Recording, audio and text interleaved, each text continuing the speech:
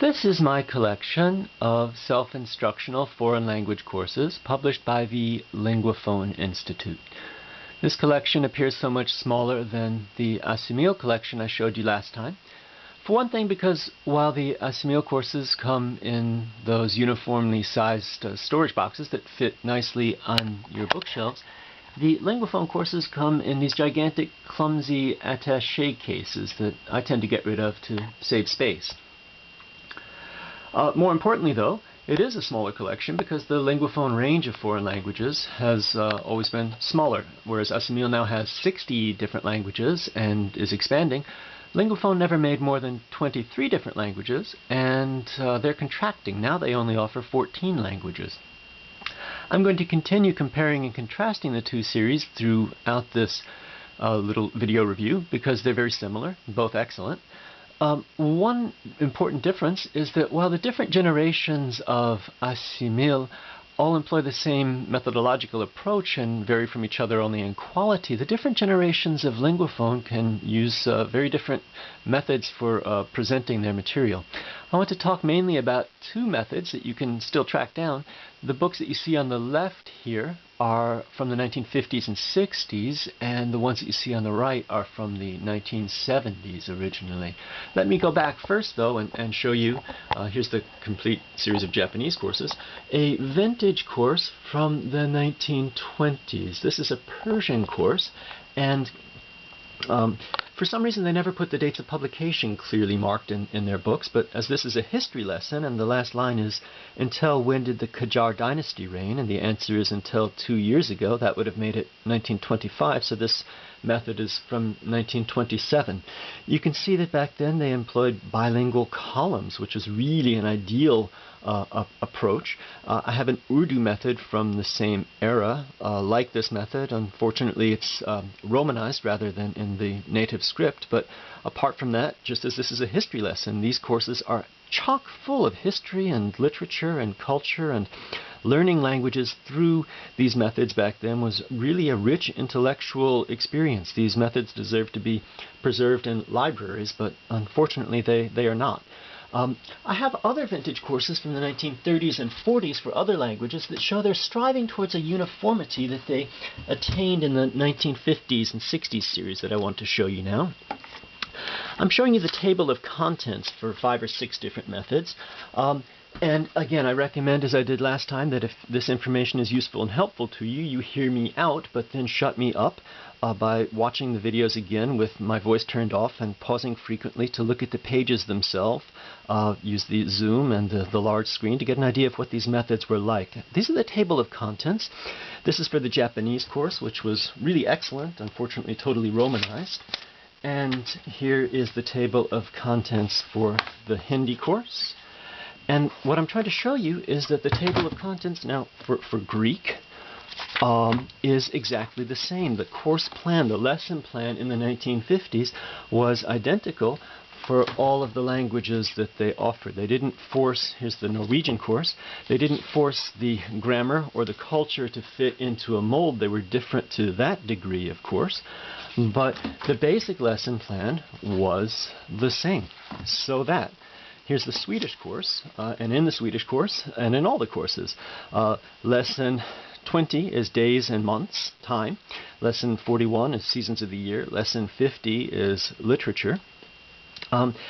By this method, here's the instructional manual that came with it. This was really a would-be polyglot's dream because studying any one of these courses facilitated the study of the other courses to an incredible degree. The languages didn't have to be related at all.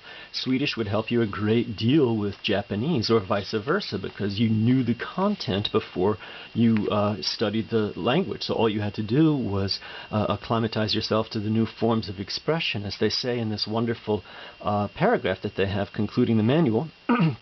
Having completed one language, you may now care to study 2 or more languages simultaneously.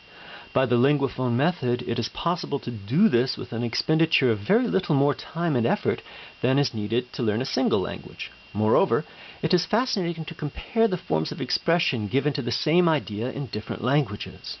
This added interest, again, enables rapid progress to be made without strain and almost without conscious effort, because a task which gives pleasure in itself is always easier of accomplishment.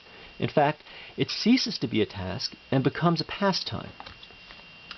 Well, sadly enough, they abandoned this uniform approach right after that in the 1970s, and they made a real push to put out about 10 manuals for different languages, most of which are just absolutely excellent in and of themselves. Here's the Arabic manual. This particular course was my passport to this language. I consider it to be the best single approach for getting started in Arabic, and I have to say that these 1970s books, compared to the earlier series, do give you more of a feel of studying the individual culture, but they lack that uniformity. This Arabic book will not help you with the Irish book or the Serbo-Croatian or vice versa, the way it was the case with the earlier series of the 1950s versions here.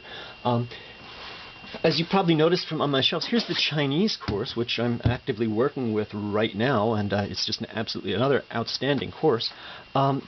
Here's lesson 19 in this book, and here's the text. Where do you want to get the translation of the notes? You have to go to a handbook. Whereas Assimil has always offered everything in one handy manual, Linguaphone has things divided into 2, 3, 4 different books, sometimes 5. You have to go here to get the translation and the vocabulary and the notes.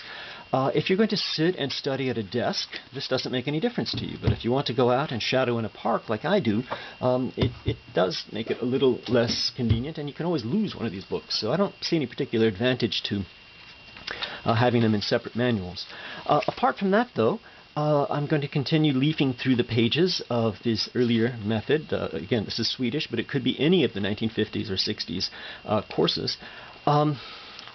Apart from that, Linguaphone and Assimil, it's not a question of choosing between them. If they both make a course for a language that you're interested in, you should track down both of them and get them, because to learn any language thoroughly, systematically, you need to have 4 or 5 different approaches. And I think that the two of these at the beginning of your studies would complement each other very nicely.